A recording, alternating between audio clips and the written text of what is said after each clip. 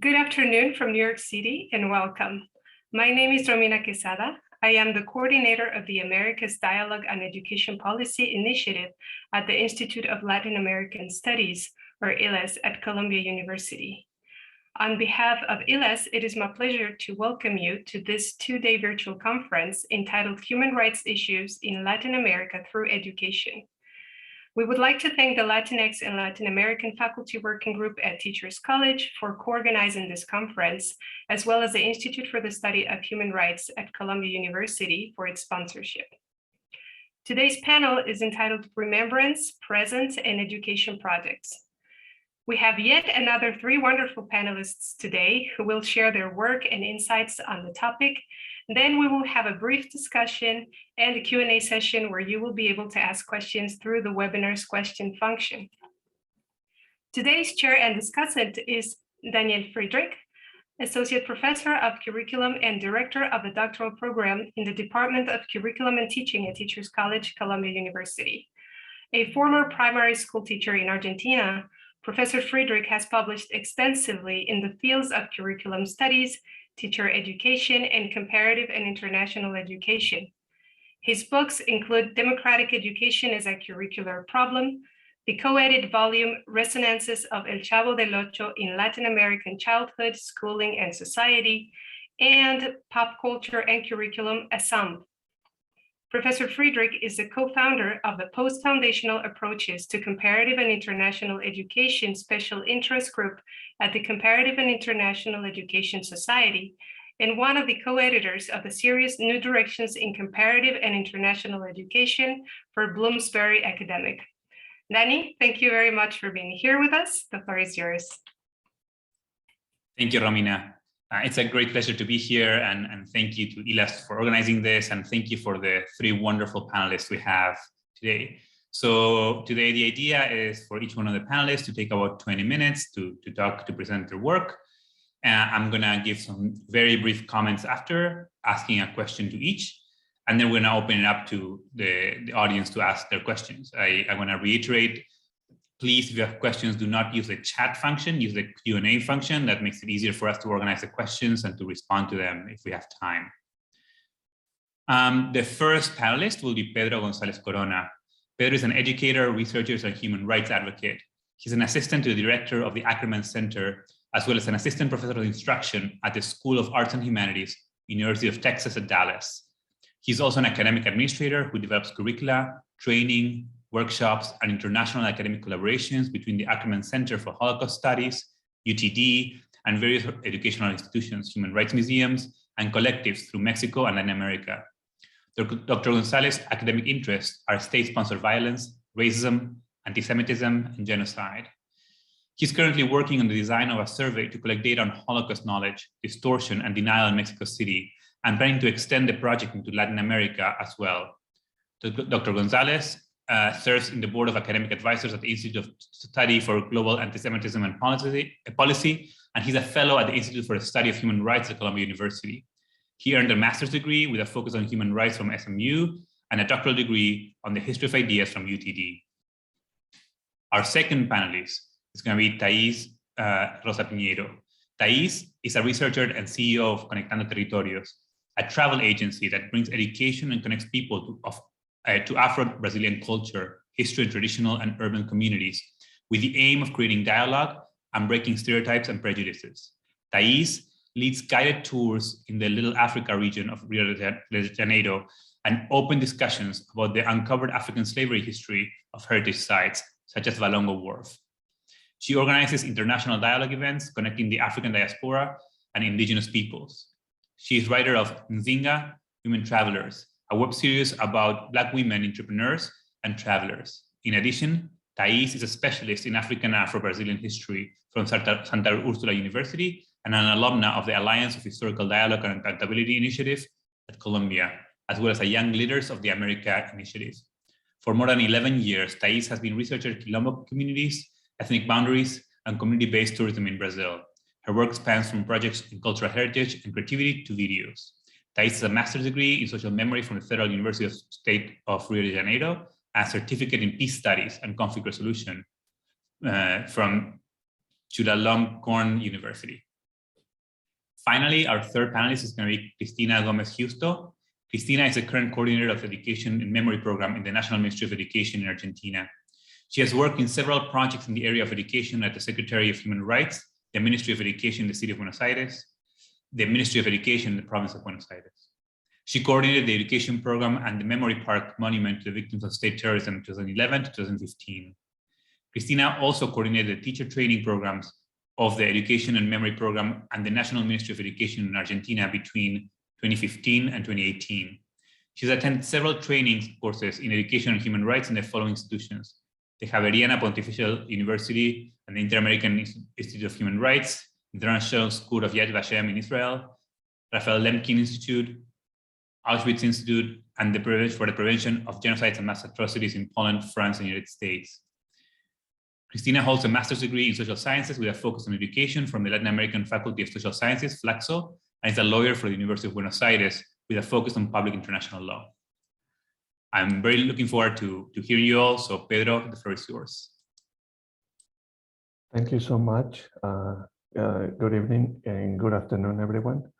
I'm really happy to be here, and I'd like to give special thanks to Danny Friedrich, Gabriela Chacon Ugarte, Romina Quesada Morales, the Latinx and Latin American Faculty Working Group, and the Teachers College at Columbia University. So my presentation involves a PowerPoint. So I'm going to start sharing my screen.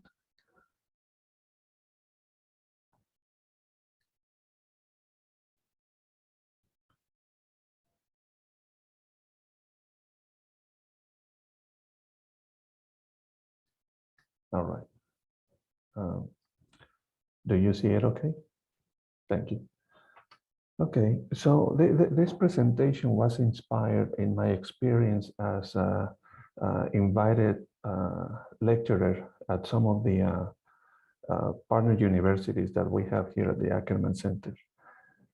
So I thought that I would talk about three main aspects of that experience that I see that simultaneously affect the educational experience of students either going from the US or those who collaborate with us.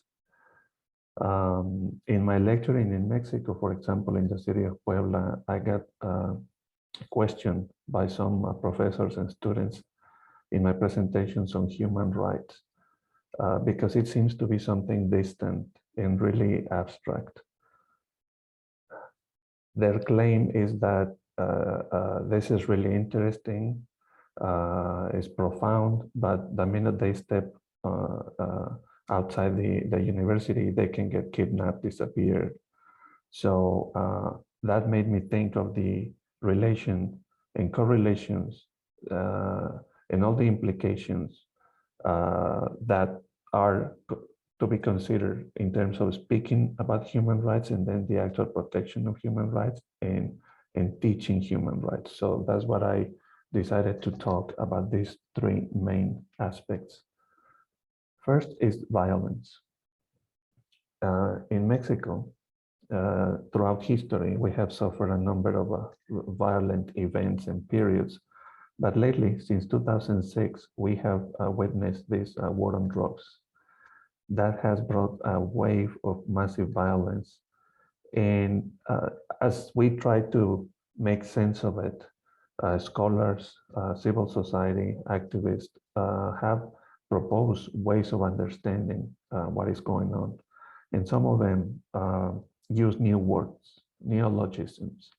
And you can see here some of them: necrocene, narco-violence, necropolitics, gore capitalism, horrorism, and then some very specific words to designate violent ways of dying that were not normal before this war on drugs. So that affects the landscape, the intellectual landscape of students and also professors involved in teaching human rights, because they need to make sense out of this reality, this materiality. One of the examples that I wanted to bring to the table is art and how this is affected by violence, but also how it sends a message of hope and tries to create awareness. Is one of the multiple manifestations, and probably the most acceptable to show here, because this violence tends to produce very graphic scenes. These are from a friend of mine who lives in Cuernavaca, in the state of Morelos in Mexico. I'm going to talk more about art after the main three topics. But the second one is porosity. I borrowed this term from Walter Benjamin. I think it helps us understand what we're dealing with when we talk about human rights in Mexico and some areas in Latin America. What Benjamin says, and everything originated when he traveled to Naples in 1925, is that he saw many things in which modernity collides with traditional ways of life. And he saw caves. In those caves in the city of Naples, people used to either sleep or somehow use them as residences, and at the same time as warehouses. So the concept of porosity implies that kind of a going back and forth and dealing with modernity in very specific ways. So these are some notes that I recover from his text. And porosity is associated with urban life, right? With passion for improvisation. It requires that space and opportunity be guarded at all times. When we think about popular culture in Mexico, this is very in our faces, right? Improvisation, using like a multi-use buildings, and you see people eating in non-designated places. That kind of a festive way of doing things and dealing with everyday life is what porosity means. It's also permeability, space and time. So that's perhaps the connection that I wanted to make, not only with painting, but also in terms of mentioning perhaps architecture. It's also related to infrastructures that in Mexican history have been related to race, categorization, class, gender, etc. So to me, this is very interesting, but important for this discussion. Associated with this porosity and this movement of culture and information, there is this other concept that attracts me, because I think it is powerful to explain this reality, and it is the Baroque ethos. I am not going to go into great detail because of time, but to me it was really impressive when I read the work of Bolívar Echeverría, who was an Ecuadorian philosopher, naturalized Mexican. And he proposed this way of looking at the phenomena that we witnessed in Mexico and Latin America in the terms, again, of dealing with modernity, specifically with the capitalist movement of merchandise and monies in production. So he decided to make sense out of that complexity by proposing 4 main ete. The one that I wanted to explain is the Baroque ethos. This is an ethos associated, of course, with the theory of value. And when we talk about value, we need to also think about use value, which is the value that is associated with things according to the special needs of those who possess them, contrary to just value or market value, which is the one that we add once the things can be translated in monetary terms. So what he's proposing, and this is more complex than what I'm presenting here, is that in this Baroque ethos, some areas, some pockets in multiple countries can deal with it through experiencing a contradiction that is something like embracing, but also resisting, embracing, but also resisting, and then integrating. So as you can see, this is a way of dealing with something that is not supposed to be bearable or pleasant. The other ethos find either no contradiction or see no solution to this contradiction.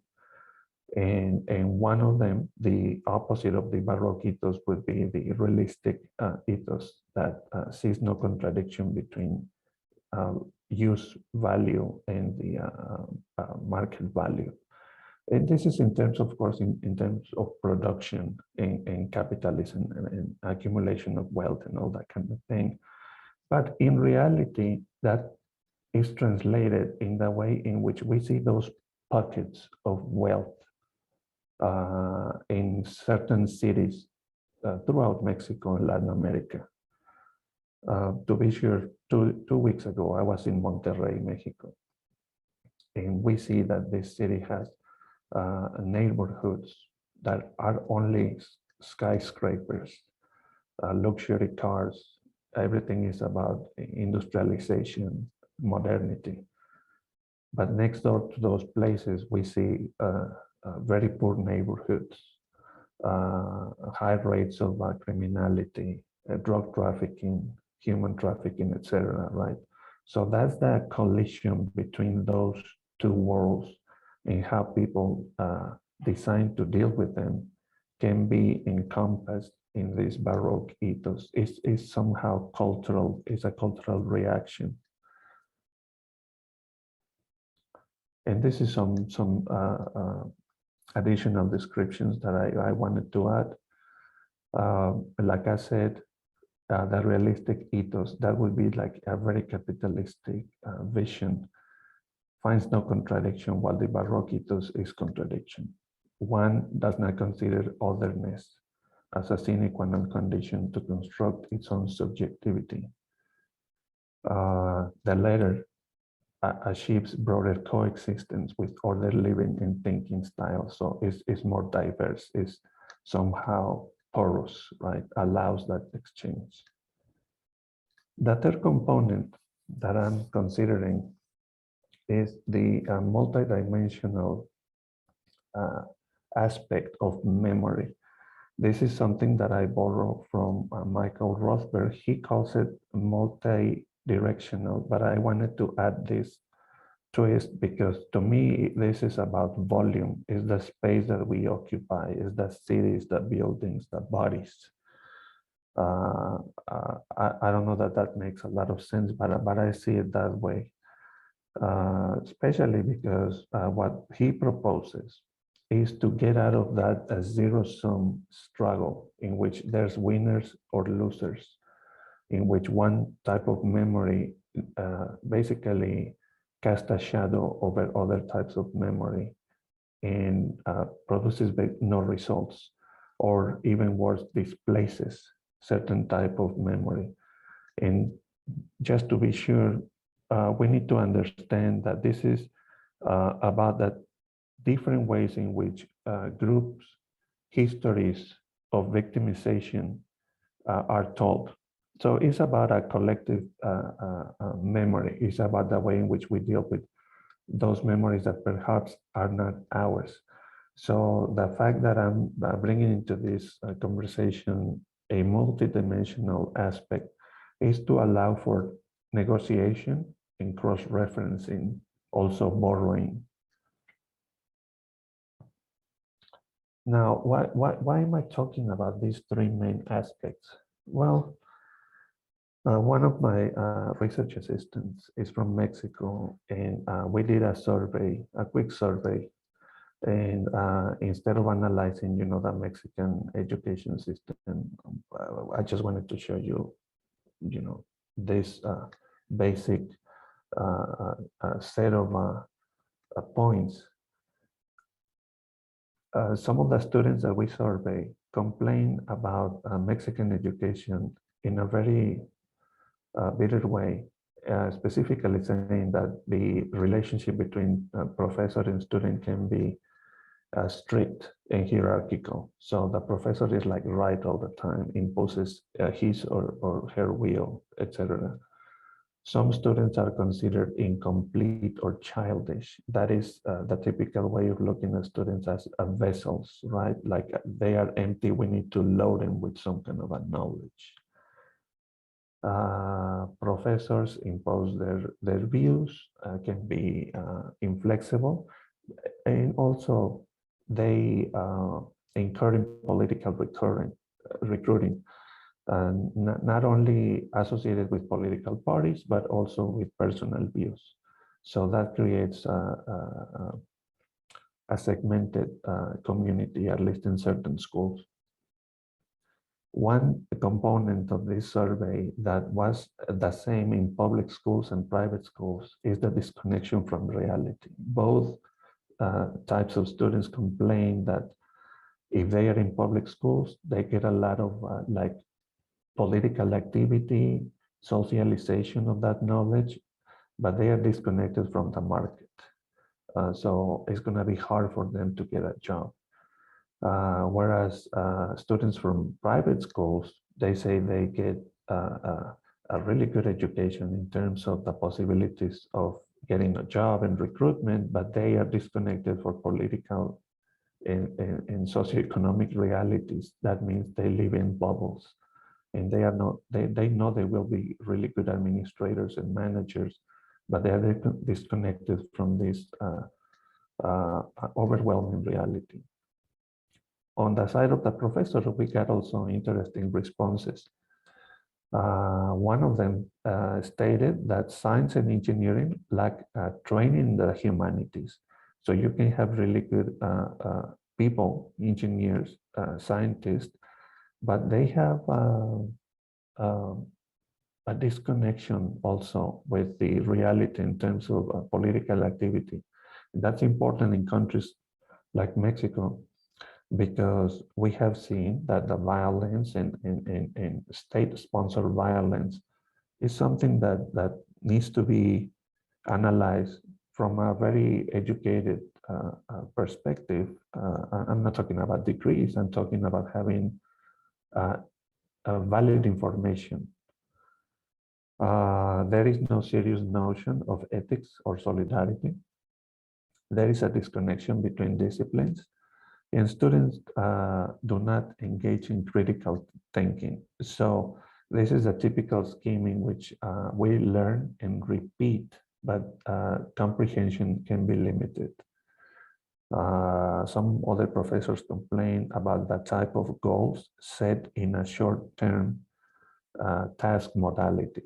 In other words, just to pass the test and just to accomplish, writing the dissertation, and that's going to be it. So there's no further application of this knowledge. And like I said, this is a very general survey that we did.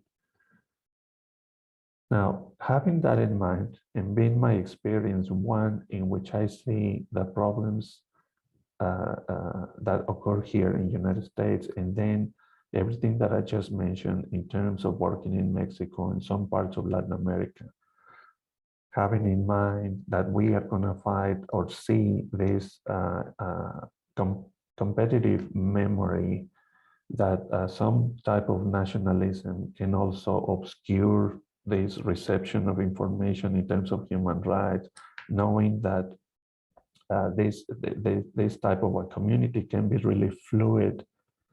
I wanted to design programs in which there was academic rigor, but also a lot of freedom to choose the outcome and to engage in other disciplines, other types of knowledge, other types of doing activism or learning more about the people in the community, right? So one of those programs that have been successful has been the program of internships. In the case of one student who went to Argentina to work in a museum, she was Pedro, looking, 2 minutos. okay.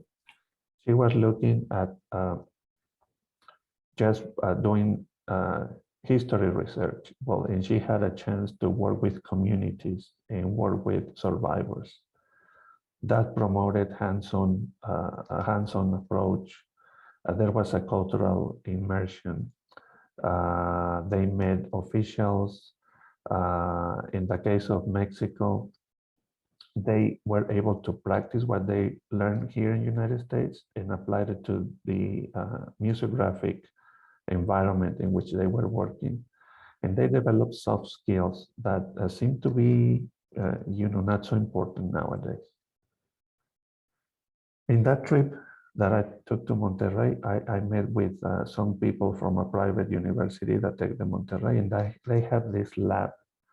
And what I like about this art lab is that it allows the possibility of a connection with the past and then setting the compass towards the future in terms of having hope. That is a very good experiment, I think, and that's what we are pursuing here.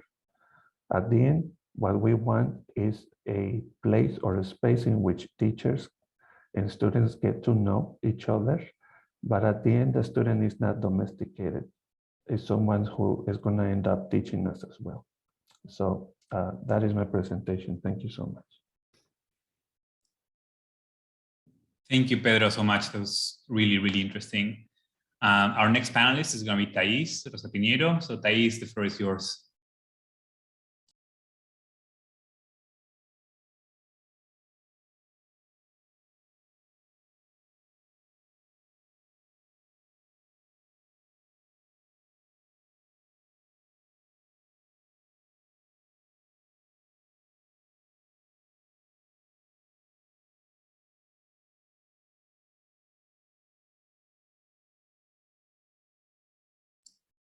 You're muted, Thaís.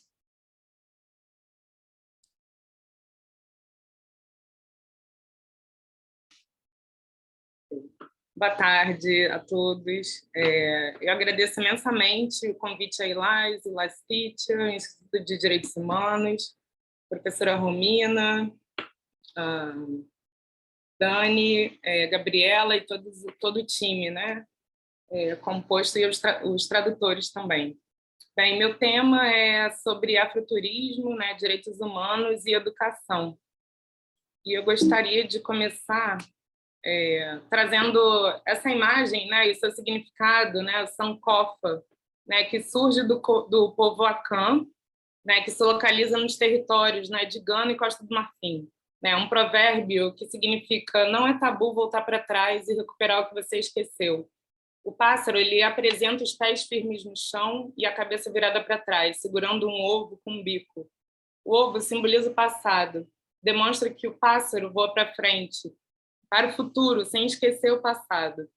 Para construir um futuro melhor, é preciso conhecer o passado. E esse símbolo ele está espalhado pelo Brasil e Estados Unidos em diversas cidades, né, como Rio de Janeiro, Nova Orleans, por exemplo, né, o legado deixado por africanos ferreiros que foram escravizados nas Américas e que está marcada por todas essas cidades. O Brasil, né, é um país com a maior população afrodescendente, né, fora do continente africano. Somos mais da metade da população brasileira que se autodeclara como preta e parda. A população afro-brasileira ela foi privada, historicamente, né, da imagem de passado, de apagamento completo de qualquer vestígio da cultura africana. A história brasileira, como foi contada, né, por mãos brancas, já dizia Beatriz Nascimento, silenciando, apagando e excluindo as culturas afro-brasileiras e indígenas. Historicamente, fomos o último país a abolir a escravidão africana e vivemos as consequências delas até hoje, como as desigualdades raciais existentes no presente, além do racismo estrutural, né, que reforça todos os estereótipos inconscientes também na população. O Brasil, né, foi destino de pelo menos 40% de todos os africanos, né, que chegaram cativos nas Américas entre os séculos 16 e 19, dentre os 60% que entraram pelo Rio de Janeiro, quase um quarto, né, desses africanos escravizados chegam na cidade, né, que acaba sendo considerada aí o maior porto, né, escravagista da história da humanidade, né, sendo o Cais do Valongo o local onde estima-se, né, que quase 1 milhão desses africanos cativos ali desembarcaram.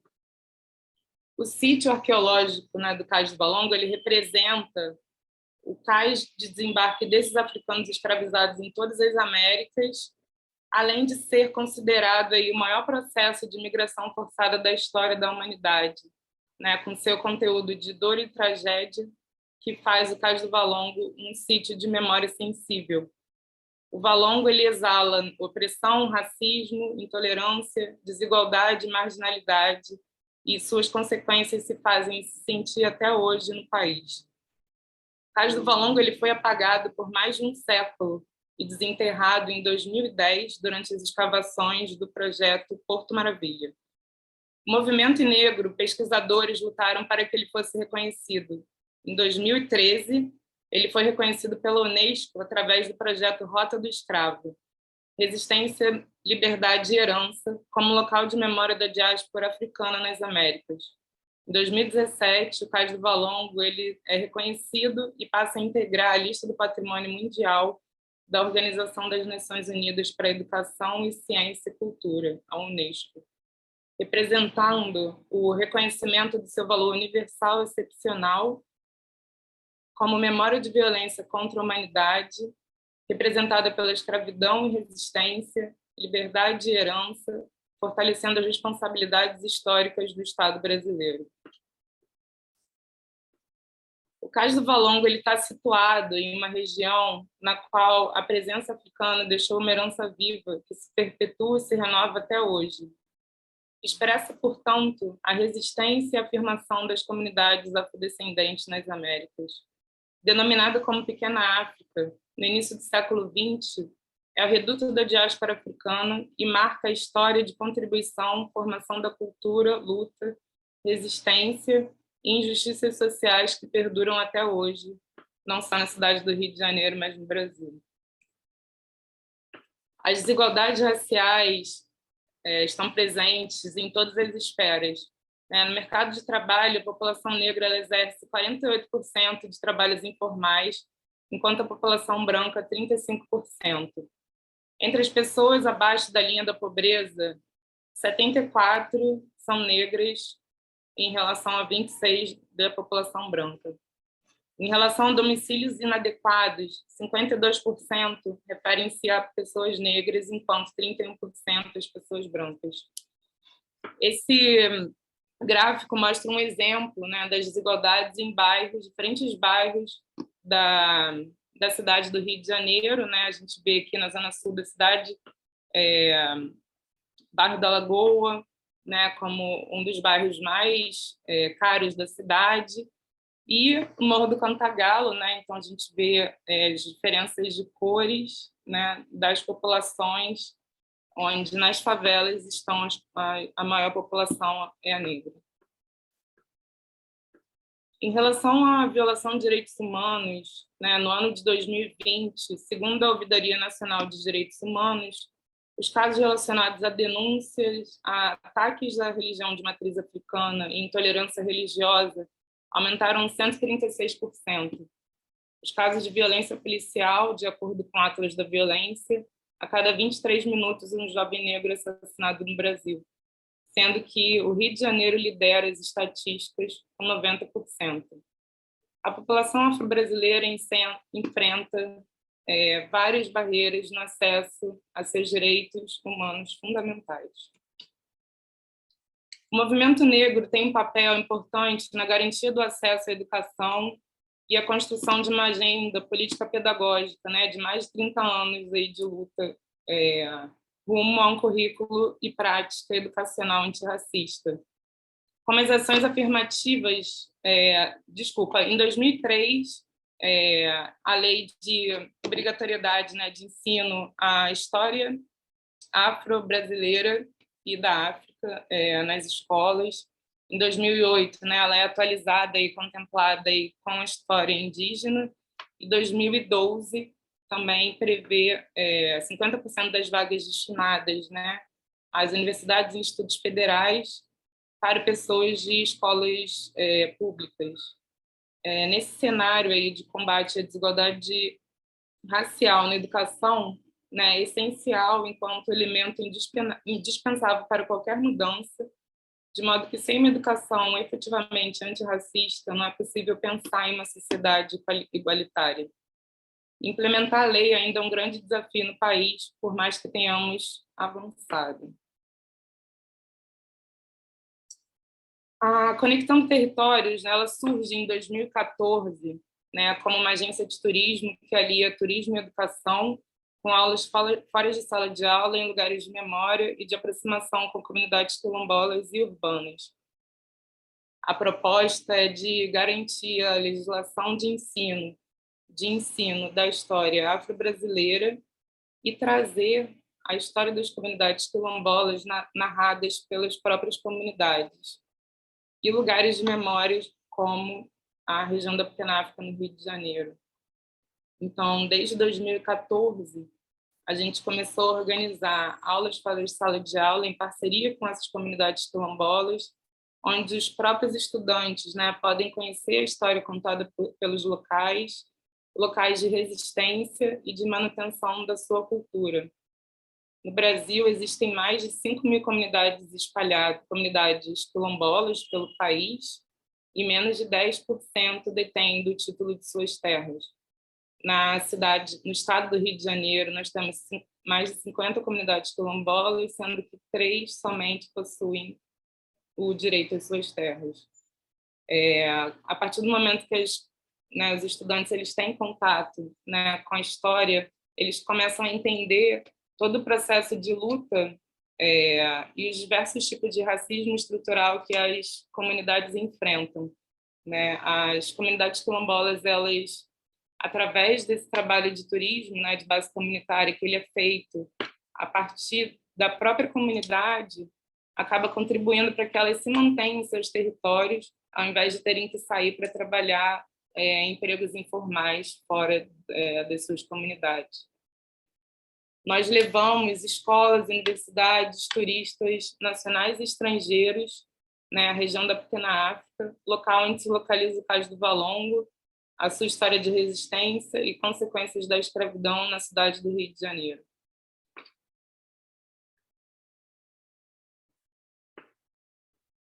Organizamos eventos de diálogo, né, como o diálogo da Afrodiáspora, que começou a ser realizado em 2016, no Rio de Janeiro, trazendo sempre outras narrativas e filmes voltados para a cultura afro-brasileira, né, histórias que não foram contadas e apresentadas em sala de aulas. E esses eventos também eles buscam juntar pessoas da afrodiáspora e cada uma trazer suas experiências, né, do que é ser negro em determinada cidade, né, quais são as experiências de racismo que essas pessoas passam e como elas navegam, né, pela diáspora. Em 2017 foi organizado o diálogo em Miami, em 2018 na Califórnia, e essa última foto aqui a gente tem também na comunidade quilombola de Sacopã, né, que fica numa das regiões, né, mais caras da cidade do Rio de Janeiro. Durante a pandemia, em parceria com a comunidade quilombola do Caonde, que fica localizada no Recôncavo Baiano, organizamos também tours virtuais em que as comunidades, né, que já atuam com turismo, né, mas que durante a pandemia ficaram sem, não só gerar renda, mas sem trabalhar, né, elas pudessem continuar a contar sua história e sua cultura, aproximando não só brasileiros que moram no país, mas também brasileiros que moram fora. Então, essa é a comunidade do Caonde, né, que fica na Bahia, que a gente tem essa parceria com eles com o tour virtual, que também foi a forma em que a gente encontrou, né, durante a pandemia também para continuar trabalhando. Então, durante a pandemia, o tour da Pequena África, né, que foi feito com imagens pré-gravadas, né, ele foi oferecido, né, para escolas, universidades, turistas, empresas, universidades brasileiras e estrangeiras, né, o Consulado do Estado dos Unidos no Rio de Janeiro também fez com a gente no mês da consciência negra, aproximamos, né, as pessoas, né, da história negra da cidade do Rio de Janeiro, conectando aí não só com a herança africana, mas também com toda a história de resistência e impacto, né, que o racismo sistêmico ele causa no presente, na nossa sociedade.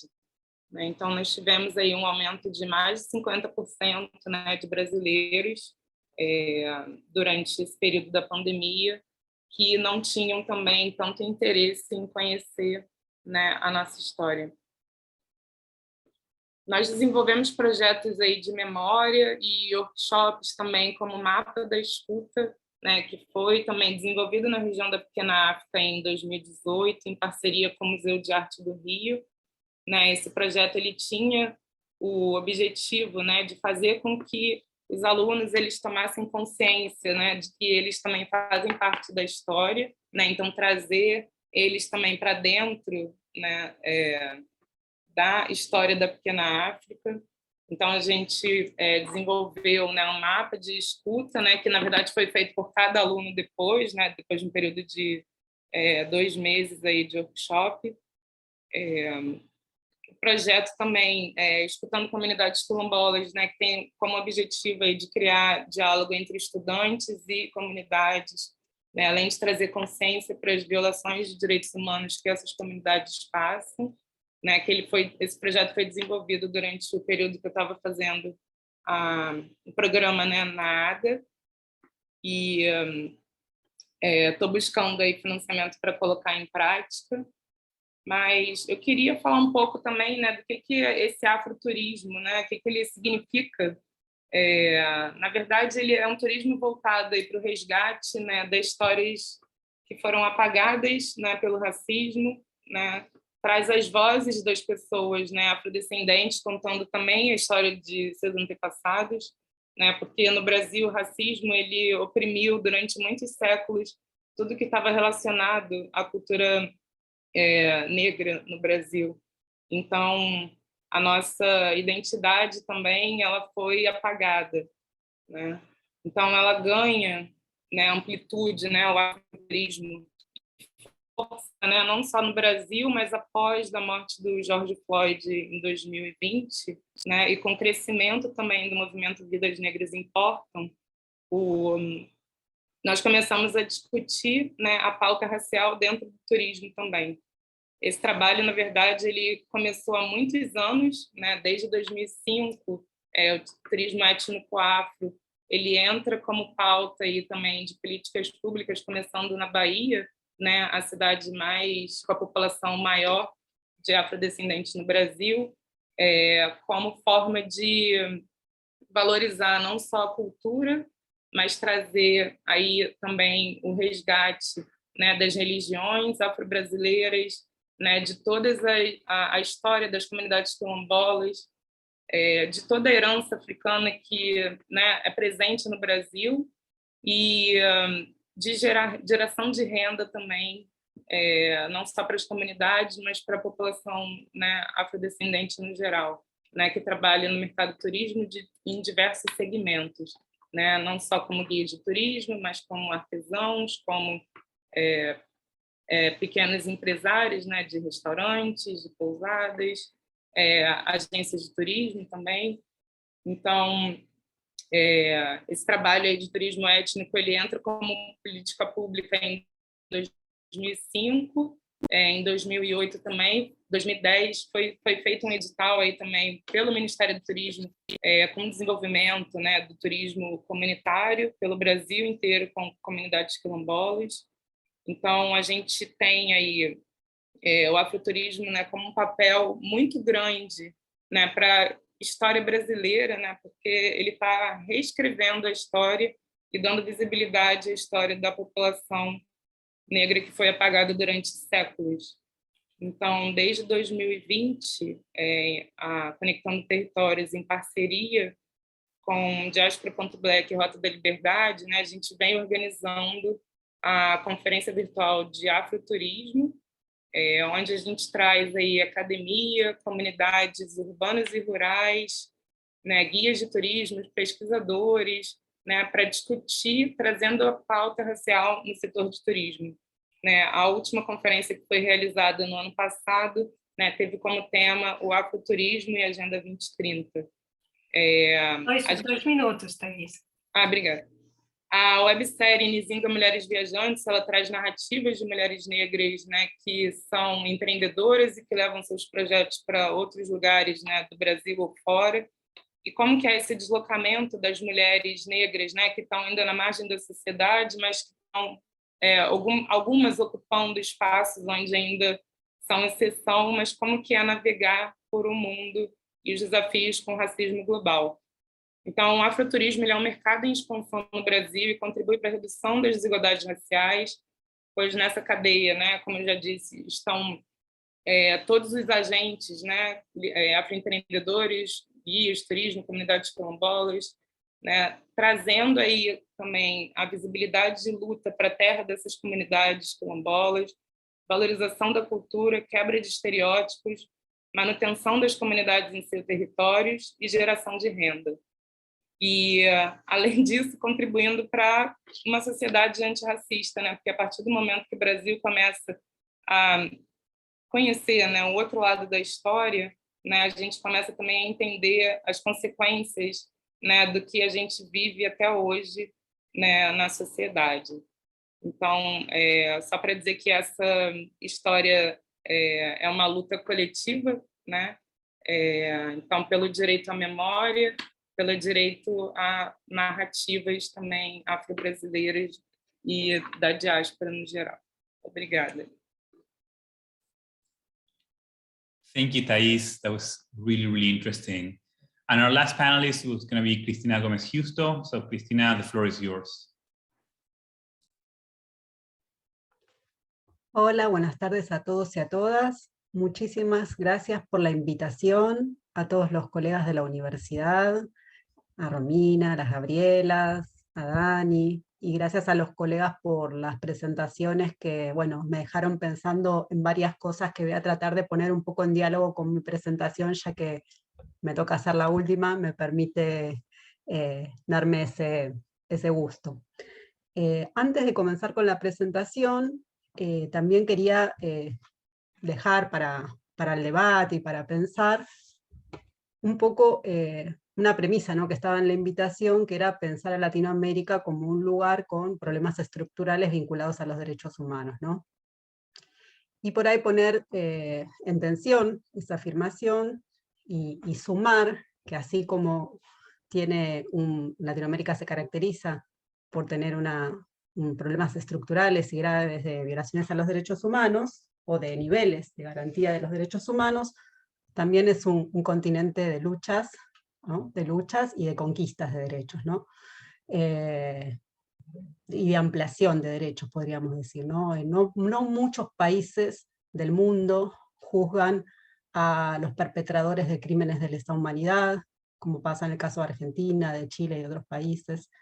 No muchos países tienen como leyes federales el reconocimiento del matrimonio igualitario, el reconocimiento de la identidad de género, la interrupción voluntaria del embarazo, entre otras normas que tienen que ver con la ampliación de derechos. Tampoco tienen reconocidos sus sistemas jurídicos nacionales a los tratados de derechos humanos como en la jerarquía o en el punto más alto de la pirámide jurídica o del orden jurídico. Entonces, bueno, poner como en diálogo esas dos cuestiones, ¿no? Y pensar por qué, si hay tanta historia de lucha y tanta historia de conquista, también hay tantos problemas estructurales muy vinculados a estructuras económicas y formas de construcción política que hacen que esos derechos tengan muchas veces niveles o pisos muy bajos de garantía. Así que bueno, voy a empezar con la presentación para que sea por ahí más más llevadera la charla y que ustedes me puedan seguir. A ver si lo hago bien. Ahí se ve bien. A ver si la pongo ahí. Sí. A ver si está. Bueno, en mi caso, a diferencia de los colegas que hablaron antes, voy a hablar desde mi inscripción institucional. Aunque tengo un recorrido académico, mi conversación, lo que les voy a presentar va a ser desde este lugar, desde mi lugar como coordinadora de un programa nacional de educación y memoria del Ministerio de Educación de la Nación. Así que bueno, creo que ahí hay ya para dialogar una diferencia de posición, ¿no?, en relación al tema. A ver, voy a ver. No lo puedo. No me pasa la diapositiva. Tienes que empezar la presentación automáticamente.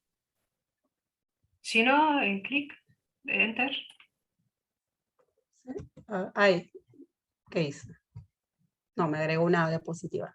Abajo, ahí está. Ah, esa. Bueno,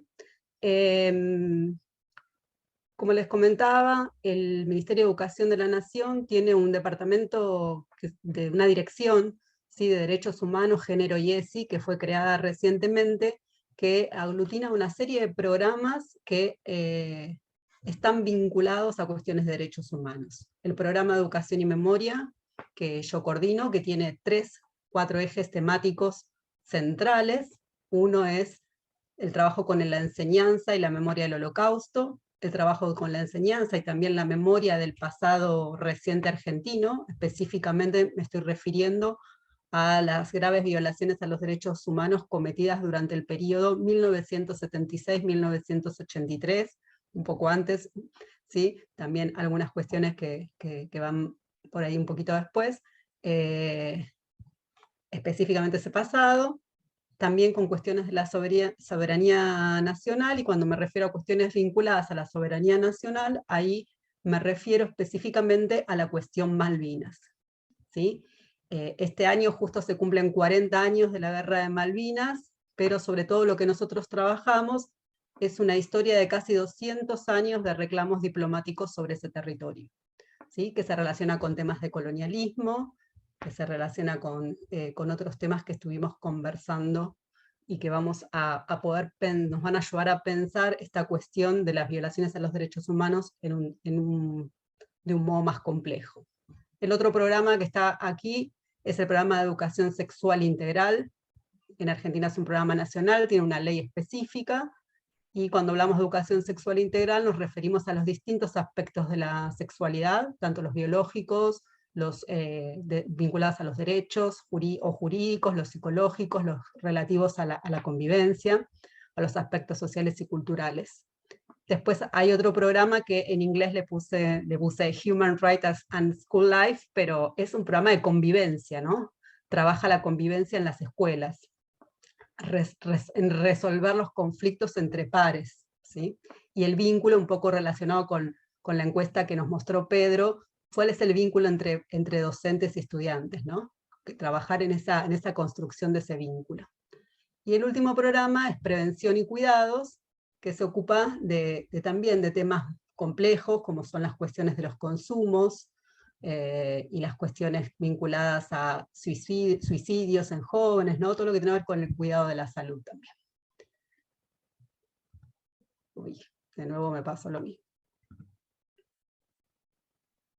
El programa Educación y Memoria, y algo que a mí me parece muy relevante para hablar y poner en diálogo el tema de la vigencia de los derechos humanos, el respeto a los derechos humanos, la efectiva concreción de los derechos humanos, tiene que ver con los marcos legales, ¿sí? En lo que respecta a la educación en Argentina, la Ley Nacional de Educación del año 2006 tiene dos artículos muy importantes, ¿sí? Que son 2 artículos que dan el suficiente marco legal, la suficiente letra, decimos nosotros, para poder sostener políticas educativas vinculadas no solo a memoria, sino a varios temas de derechos humanos, ¿sí? Ahí en esos 2 artículos, ¿por qué son 2 artículos y hay suficiente letra? Porque son los únicos 2 artículos en toda la ley que hablan de contenidos específicos vinculados a derechos humanos. Nosotros tenemos un sistema federal en Argentina. ¿Esto qué quiere decir? Que cada una de las provincias tiene sus propios currículum, pero la ley nacional, a través de estos 2 artículos, ha dejado bien en claro que estos temas, porque están en la ley nacional, tienen que formar parte de los currículums de las provincias. Entonces, por eso digo, son 2 artículos, pero son trascendentes porque no hay otros temas incluidos en ese capítulo de la ley. Entonces, bueno, me parece que es una buena ley, es una ley que en general fue muy consensuada, que tuvo mucho consenso, que no ha sido impugnada, pese a que tiene algunos años, no hay como, no ha quedado vieja la ley, o sea que es una ley interesante para pensar el tema de los derechos humanos. Después tenemos un currículum nacional. Tenemos un currículum nacional que en realidad son unos núcleos de contenidos priorizados que establece la nación en consenso con todas las provincias, para que cada una de las provincias de la Argentina puedan establecer sus propios currículos en base a estos lineamientos. O sea, funcionan como una guía de lineamientos, ¿sí? A la cual deben responder los currículums de cada una de las jurisdicciones del país. Y algo que para nosotros es muy importante como programa de educación y memoria, es que nosotros tenemos una resolución acordada en el marco del Consejo Federal de Educación, que es la reunión de todos los ministros de todo el país, ministros de educación, donde se avala y se acompaña el funcionamiento de una red de referentes en cada una de las provincias que se ocupen de estos temas, ¿no? De educación y memoria, otros de educación sexual, otros de convivencia, con la idea de que haya actores claves, ¿no? Los sistemas educativos son muy complejos en cualquiera de nuestros países, en cualquiera de los países del mundo los sistemas educativos son complejos. Entonces hay actores claves en el sistema que permite que las leyes se impulsen en el territorio, ¿sí? De nuevo, lo mismo. No sé por qué funciona así.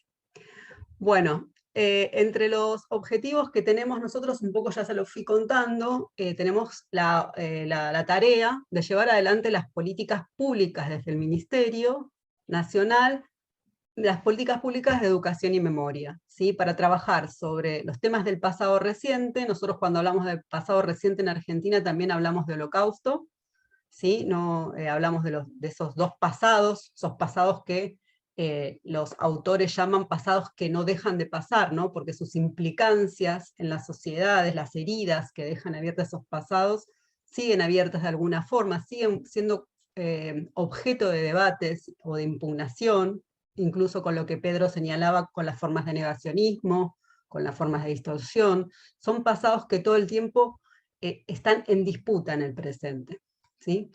Nosotros trabajamos en 2 planos el tema educativo. Lo trabajamos desde los aspectos que tienen que ver con la enseñanza, ¿no? De cómo enseñar un tema, los aspectos, si se quiere, más pedagógicos, didácticos. Y también trabajamos desde pensar la escuela como un espacio privilegiado para la construcción de la memoria colectiva, ¿no? Como ese espacio donde se construyen identidades grupales, ¿no? Ese ingreso del sujeto a la vida social, y bueno, buscamos que estos temas nos permitan construirnos como comunidad, ¿no? Bueno, en este marco está ahí intercalada la cuestión de la construcción de la ciudadanía, ¿no? Los temas de construcción de ciudadanía. Y lo que siempre decimos es que nosotros hacemos historia, porque somos un programa de memoria, no somos un programa de historia, no somos un área curricular de historia, somos un programa de memoria, trabajamos con la historia o nos aproximamos a la historia para pensar el presente, ¿no? En esto que decía Pedro de los chicos, ¿no? De la lejanía de los temas con la propia realidad, nosotros buscamos que ese pasado del terrorismo de Estado en la Argentina sea un lugar de reflexión para que pensar el propio presente, que los pibes y las pibas, los niños y las niñas, se puedan imaginar un futuro, ¿no? En esa clave lo hacemos. Sigo así porque me funciona, Romina, perdón la desprolijidad. Pero bueno. Todo bien, todo bien. Perdón a los que están escuchando también. Otra cosa que como política de Estado nos parece fundamental es que el Estado Nacional tiene que asistir a las jurisdicciones, tiene que estar presente para que las jurisdicciones, las provincias puedan llevar adelante las políticas de memoria, educación y memoria. ¿Por qué? Porque cada una de las provincias de un territorio también muy grande, como todos los países, como México, como Brasil, tienen distintas problemáticas, distintas realidades, actualidades, cuestiones de la vida cotidiana que los atraviesan. Y si no hay un sostenido acompañamiento para la implementación de las políticas, bueno, puede ser que estas políticas queden un poquito invisibilizadas o solapadas. Nosotros pensamos que para la tarea educativa, para los docentes, para los profesores, para los que están enfrente de los cursos, necesitan ser acompañados en la tarea docente, ¿sí? Entonces, para nosotros es central desarrollar materiales educativos. Muchas veces los temas que nosotros abordamos no están en la formación inicial de los docentes, ¿no? Entonces, al no estar en la formación docente inicial, los materiales se vuelven esenciales, porque son a veces el primer contacto con temas que están en el currículum, pero que no fueron abordados.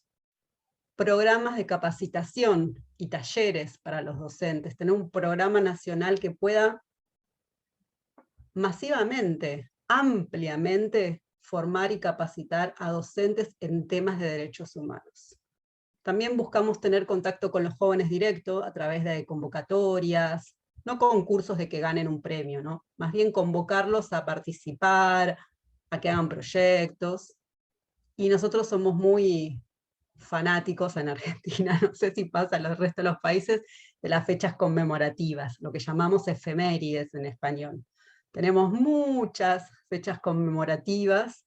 En lo que se refiere específicamente a los temas de memoria, tenemos 2 por lo menos para el pasado reciente, 3 o 4 para el Holocausto, genocidio armenio, etcétera, etcétera. Y esos días conmemorativos, a nosotros siempre decimos, son muchas veces la llave para que los temas entren en el aula, ¿no? Aquellos docentes que son un poco resistentes a trabajar los temas, bueno, el día, la fecha, los convoca a realizar ese trabajo. Después les quería mostrar esto que, bueno, no se ve mucho, básicamente no es muy claro, pero se los voy a contar, que me parece importante. En el año 2015 se hizo una suerte de relevamiento, encuesta, de representaciones, o de un poco qué sabían los chicos y las chicas del tema de la última dictadura militar en Argentina. Y ustedes van a ver en ese azul turquesa, la proporción más importante, señala que la escuela es el lugar donde mayor, o donde escucharon por primera vez, o con mayor frecuencia, hablar de estos temas. O sea, nosotros, este relevamiento nos permitió, así a grandes rasgos, tener la idea de que la escuela es un lugar muy importante para trabajar con estas temáticas, para construir ciudadanía democrática, para construir identidad colectiva, para, en definitiva, saber qué es lo valioso como comunidad, ¿no? ¿Qué queremos como comunidad? Más rápido porque ya veo que me quedo sin tiempo. Bueno, nosotros sí, en términos más, esta es mi parte la más académica que voy a tener. Perdón, Pedro y Thaís, que hicieron unas presentaciones súper interesantes, pero bueno, yo les traje 2 ideas que me parece que son buenas para pensar. Una es que nosotros trabajamos con el enfoque de la pedagogía de la memoria. Un poco siguiendo a Theodor Adorno, un poco no, bastante siguiendo a Theodor Adorno, y pensando que el Holocausto, al contrario de ser una memoria que opaque otras memorias, pensamos al Holocausto, o se lo presentamos a los docentes, al Holocausto como una lente para mirar otros problemas, un paradigma para pensar, ¿no? Cambiamos, le damos ahí una vuelta de tuerca. ¿Sí? Y hablamos de la pedagogía de la memoria, ¿no? Esa pedagogía de la memoria que invita a hacerse preguntas centrales frente a los problemas, ¿no? Y sobre todo nos interesa, y tomamos de Adorno, pensar las condiciones materiales y subjetivas que llevan a que las violaciones a los derechos humanos, sobre todo las masivas, de las que también, como la esclavitud y como la segregación racial, el racismo que habló Thaís, tengan lugar. O sea, esa reflexión para nosotros tiene que ser central, es ahí al nudo de la cuestión. Y lo otro importante, en términos educativos, nos parece tomar esta categoría de Pedro, que bueno, es muy conocida, la memoria ejemplar, en el sentido de que muchas veces se observó que había una vuelta al pasado como una repetición, ¿no? Como que los actos del 24 de marzo, que es el día del golpe de Estado en Argentina, se repetían nunca más, casi como una fórmula sin sentido. Entonces insistimos con los docentes en trabajar que nosotros el pasado que vamos a mirar, si no es para repetirlo literalmente, como si nosotros hubiéramos sido las víctimas, o pudiéramos en alguna circunstancia o en algún contexto repetir eso, sino que nosotros ese pasado es un pasado para reflexionar sobre el presente y con esta idea de construir un futuro. Es un ejemplo, es una categoría que nos permite pensarnos como sujetos en el presente. 2 minutos. Uy, bueno. Esperen que ya hice lío de nuevo. Bueno, rápidamente, porque esto después lo pueden ver por internet, como les decía, uno de los lineamientos principales son los libros educativos. Yo acá les traje un pantallazo de lo que hay, son casi 100 materiales que hay producidos por el programa, y acá tenemos como si fuera un poco la Biblia de algunos temas, el Holocausto y otros genocidios del siglo XX, es un libro con preguntas y respuestas sobre los temas centrales para enseñar el Holocausto. Pensar la dictadura, que también preguntas y respuestas para los docentes y recursos, fuentes históricas, testimonios, documentos. Otros 2 libros más recientes, el de sitios de memoria como desafío pedagógico y el uso de los archivos, donde le invitamos a los docentes a trabajar con los sitios de memoria y ahí conectar con Thaís, que hizo esa presentación tan interesante, ¿no? Recorrer lugares de memoria, mostrar esos lugares donde las cosas ocurrieron. Después, algo también que es más nuevo y que nos gusta mucho, que es el género de la patria, que se hizo el año pasado, que tomamos todas las efemérides nacionales, la del Día de la Independencia, bueno, las clásicas que tenemos en todos los países, y las revisamos con perspectiva de género, ¿sí? Y ahí nos aparece, en el lugar que nos aparecía San Martín, nos aparece Remedios del Valle, una mujer afro que combatió las luchas por la independencia. Ahí donde aparecían los veteranos de Malvinas, aparecen las veteranas de Malvinas, las mujeres que estuvieron en la guerra de Malvinas como enfermeras, como instrumentadoras quirúrgicas. Hicimos aparecer, visibilizar a esos sujetos de la historia invisibilizados. Después, primicia total para la gente que nos está acompañando en esta hermosa conferencia, Malvinas en la escuela. Es un libro que todavía ni salió, que les quería presentar, que estamos muy orgullosos, que es para desde el jardín, desde la escuela, desde el nivel inicial, hasta los chicos de secundaria, para trabajar la memoria, la soberanía y la democracia. Bueno, después hay otros ahí. Y por último, que no quiero dejar de mostrar, y con mi problemita con la tecnología de hoy, una colección hermosa, que después les voy a compartir a través de las colegas de la universidad. Es una colección que tiene 12 títulos, que tiene un abordaje, un marco teórico, para que docentes de la escuela primaria, secundaria, inicial, tengan un marco teórico para trabajar distintos temas. Acá yo les compartí solo 4, el de derechos humanos, el de memorias, el de género e identidad. Eso es un trabajo que ha hecho la dirección muy importante y que está acompañando mucho la tarea docente. No sé cómo estoy, Romina, ¿estoy bien o mal? Bueno, ya estás en tiempo. Ya estoy. Bueno, lo demás, todo lo que viene es pura presentación. Les agradezco un montón y bueno, seguimos la conversación. Thank you, Cristina. And thank you all. This is really, really thoughtful. So I have very, very few brief comments and maybe one question for each. And I'm going to sort of formulate everything together because I think they're all one set of questions, right? And I value a lot the work you've been doing. And I'm going to go in the reverse order. So I'm going to start with Cristina, because I think the work that's being done is outstanding. I was, as Romina mentioned I was an elementary school teacher in Argentina, mostly in the early 2000s, and there was nothing. So I wish I had access to these materials and professional development when I was a teacher in the early 2000s. So I want to start with that value. Now, I do wonder when I listen to you speak in the materials, how sometimes we inadvertently continue to limit some of our students' understanding of the present by maintaining certain distinctions that may not be as productive as we think. So 2 examples. One, my own dissertation was about Argentina's recent past, and I do teach a course on memory and history, so I very much value the idea of the recent past, right? But the more I work on this, the more I see that the recent past is never just about what's recent, right? So one cannot understand Argentina's last dictatorship, for example, without understanding colonialism.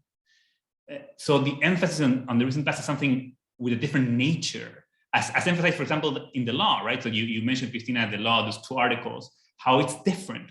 But the fact that it's so different, sometimes we need to question that idea, whether like we can separate that as a different kind of content in a different Secretary of Human Rights, in a different thing, different from history. And I know why it emerged like that. It was very important when it emerged, but the more time that passes, the more I wonder about that linkage between that recent past and the longer threads of history, right? The same goes to the centrality of the Holocaust. I myself, I'm a grandchild of Holocaust survivors, but I still wonder why this specific event seems to be different from everything else or cut off from other historical developments, especially developments outside the West. And this links back to Thaís's work and how, for me, the big silence still in Argentina seems to be facing racism. It seems like racism is not an issue that Argentina, that seems to be that important for Argentina, or in general, when I see the materials, racism is not given the same attention that gender is given. Racism is not given the same attention that dictatorship is given. And so I wondered about that, right? About the longer term histories, racism as one example of one of those things that cannot be explained only by attention to the recent past. In terms of Thaís, I think it's really interesting how you started with the reflection of the bird and the egg and the past and the future, because this ties very much to Pedro's use of Benjamin, who does a similar reflection about the angel of history, about the past and the present, this two-faced coin, right? And I like how you started, Thaís, with the slave boats, right? And the centrality basically of racial capitalism. So how capitalism cannot be disentangled from racism and racial constructions in the West. And here I wonder about the figure of the tourist, right? So the tourist is a visitor that is not invested in that community. A tourist, a voyeur, is someone that comes to see. It might be someone that invests money in that community, but it's a complicated figure, right? And the tourist is central in producing what's considered exotic, in consuming the other as a commodity, right? And I wonder, in your project about Afrotourism, how can that idea of a tourist as a visitor, as a consumer of the other, how can that be resisted? Maybe here the larger question is, can we be saved by a good or better capitalism, since racial capitalism is at the core of the problems you're trying to address? And finally, for Pedro, I think that your presentation addresses some of my questions to Cristina about the recent past and the continuities between distant and recent past. And I like how you use the idea of porosity to talk about this, right? So a difficult question that I myself deal with when I deal with these issues of violence and injustice, and maybe it's a question for everyone, right? So what gives us hope or faith in schooling as an institution that can solve or at least address these issues, when historically schooling has been central in perpetuating and actually producing violence as well? So why do we all tend to go back to more education and better curricula as the answer to so many of our problems? And I do that myself, so I don't have an answer for that, but I'm wondering about this idea of schooling as the site for hope. Like, I see why, but I face that myself. Like, sometimes schooling does wonderful things, but schooling is also a site of the production of the injustices we're trying to address. So why do we keep going back to schooling? Is it because of a lack of imagination? Is it because, is this the only thing we have so far? Or is that schooling in itself is something that is essential, and in essence, is it good, right? So those are my comments, and I'm looking forward to seeing how you have that conversation around them if you're interested. So if you could each address them very briefly in some ways. I know there are complex questions. I don't know if it can be addressed briefly, but some thought, and then we can maybe draw some questions from the audience. ¿Querés que empiece o...? ¿Sí? Dale. Bueno, eso fueron muchas cosas, pero bueno, voy a tomar algunas de las que dijiste. Bueno, una es que si Dani fue maestro a principios de los 2000, ¿no dijiste? ¿O te entendí mal? Sí, a principios de los 2000, bueno, no había tantos materiales como yo te estoy mostrando ahora, porque definitivamente las políticas de memoria, las políticas educativas necesitan de decisiones políticas, ¿no? Entonces, cuando hay decisiones políticas de impulsar, el programa se crea en el año 2006 recién, y a partir de ahí tiene un desarrollo progresivo con más o menos algunos contextos y situaciones, pero bueno, se necesita definitivamente una decisión política y de una, diría, consenso, conciencia social de que el tema debe formar parte del trabajo educativo. Eso por un lado, entonces hay que ver eso. Después, en relación a si ese pasado reciente es un pasado específico, bueno, ahí podemos meternos con temas más teóricos si se quiere, ¿no? Pero nosotros hacemos por ahí un uso bastante instrumental de trabajar bien con la idea de pasado reciente. Nosotros creemos que no es un régimen distinto, o sea, no es que no es historia, pero nos referimos a estos procesos como que tienen algunas características específicas, ¿no? Son procesos límites donde hay una ruptura de los lazos sociales muy marcada, se pone en cuestión la existencia misma del grupo, donde está atravesado por la violencia, el dolor. Entonces no es que haya otros procesos dolorosos en el pasado, sino que tiene algunas características que lo hacen un pasado que debe ser pensado, porque además hay sujetos que están vivos todavía, que tienen la experiencia propia y puede estar en condiciones de contar ese pasado. Entonces, bueno, con esas características pensamos a un tipo de pedagogía específica para pensar esos problemas.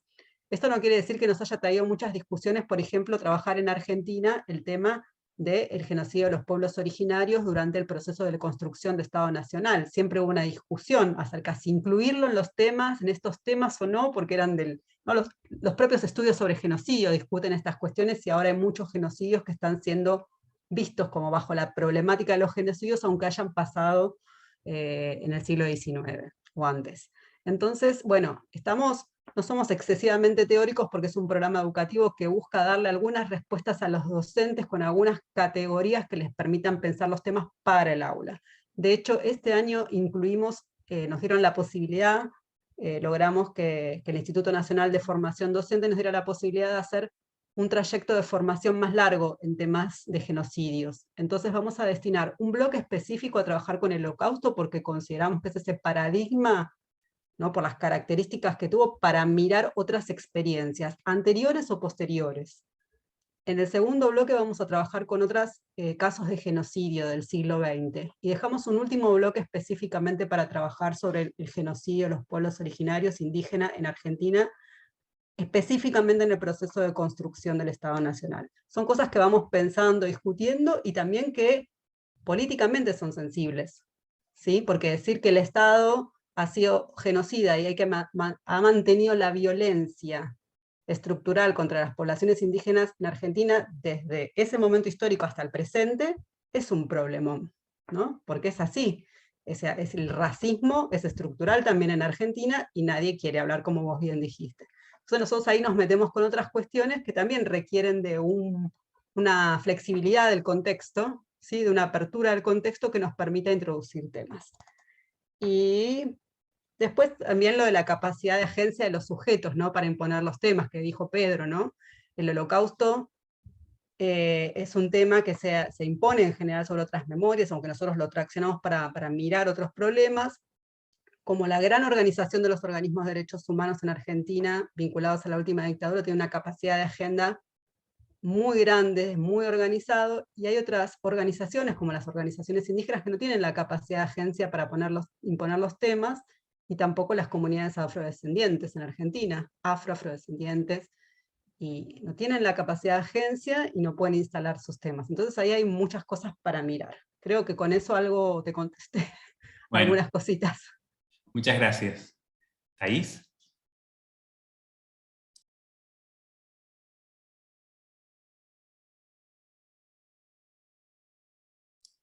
Thaís, ¿quieres contestar la pregunta o no?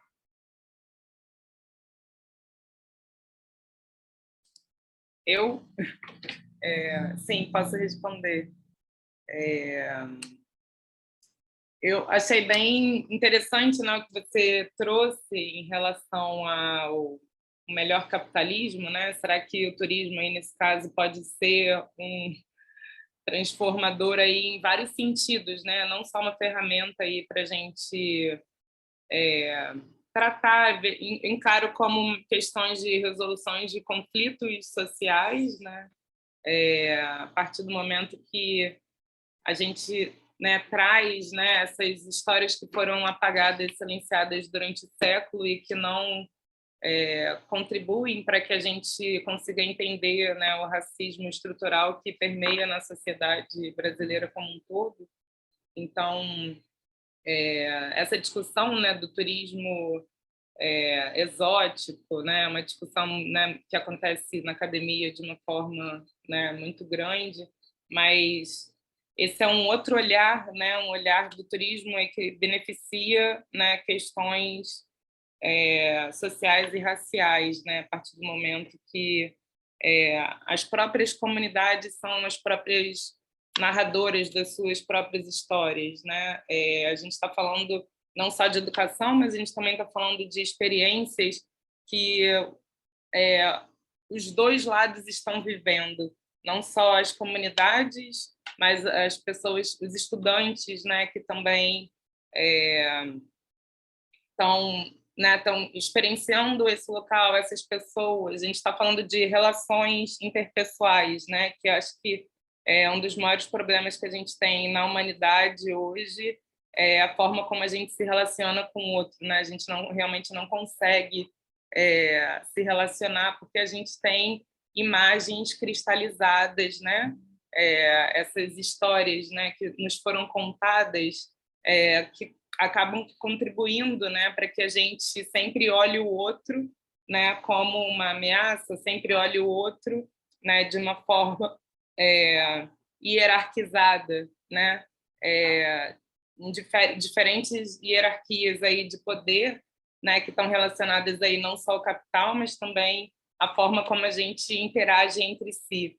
Então, o afroturismo, sim, é uma grande ferramenta nesse sentido, a partir do momento que a gente está se relacionando, né, com o outro, se aproximando e se conectando com a história do outro, aberto para ouvir o que o outro tem para falar, ao invés de criar uma história, né, que já está, na verdade, né, contada, né, há séculos aí, né, cristalizada na nossa própria mente, no nosso próprio corpo. Então, eu acredito sim que isso pode ser, né, um melhor capitalismo no momento também que está, né, distribuindo, né, economicamente aí, né, o capital está chegando, né, nessas pessoas que nunca tiveram acesso a isso, né? E aí a história aí, nesse caso, né, vem para o outro lado, né, trazendo não só uma maior consciência, né, do que acontece, né, no Brasil, né, com essa desvalorização da nossa história, né, essa falta de identidade também, né, da população brasileira, essa negação ainda que existe em relação ao que nós somos, e ao mesmo tempo, né, mexendo aí economicamente também e diminuindo, sim, as desigualdades no país, nesse sentido. Gracias. Pedro, ¿quieres comentar algo? Oh, sorry, do you want to make any comments? My brain switches. It's okay. Thank you so much.